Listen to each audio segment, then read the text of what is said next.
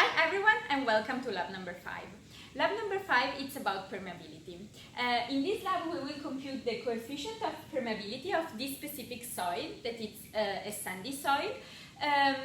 So permeability is the propensity of a material to allow fluid to move through its voids. And coefficient of permeability is a constant that describes the linear variation of the discharge velocity to hydraulic gradient for fluid flowing through a porous medium. So there are factors that influence the permeability. Those are, for example, size of the particles, degree of saturation, and void ratio.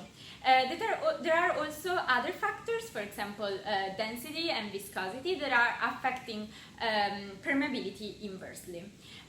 So this is a constant head permeability apparatus that we need to define the coefficient of permeability of this specific soil.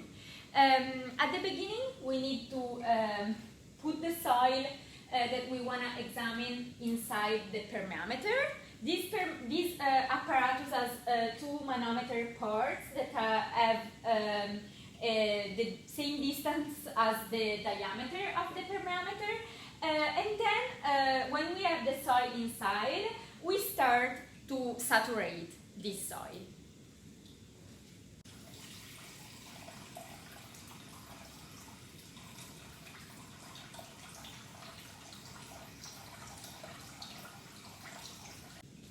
So we need the water to go through at least about 30 minutes, ideally 24 hours.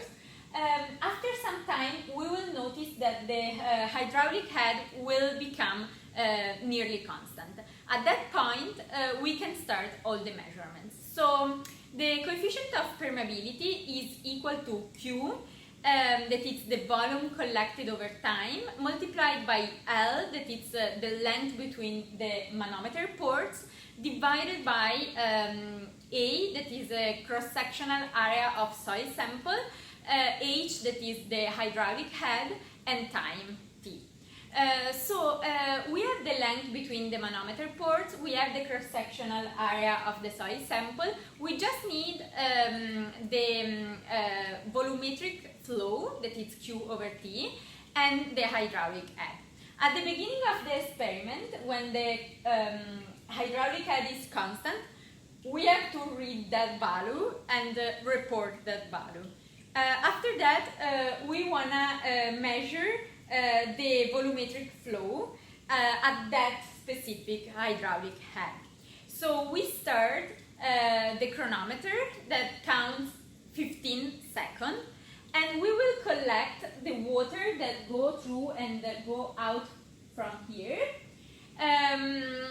We will weight that water, and we will define Q over T.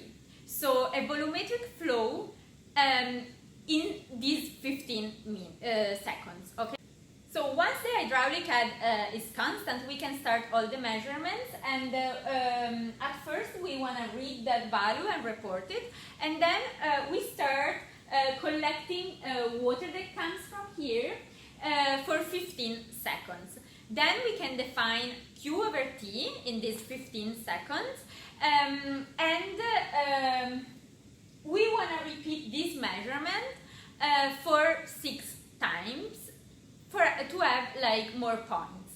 Then we can plot delta H versus Q over T, and we will obtain a straight line if the Darcy law applies. Then we can obtain M, so the coefficient M, from the straight line, and we can compute then the coefficient of permeability and the void ratio.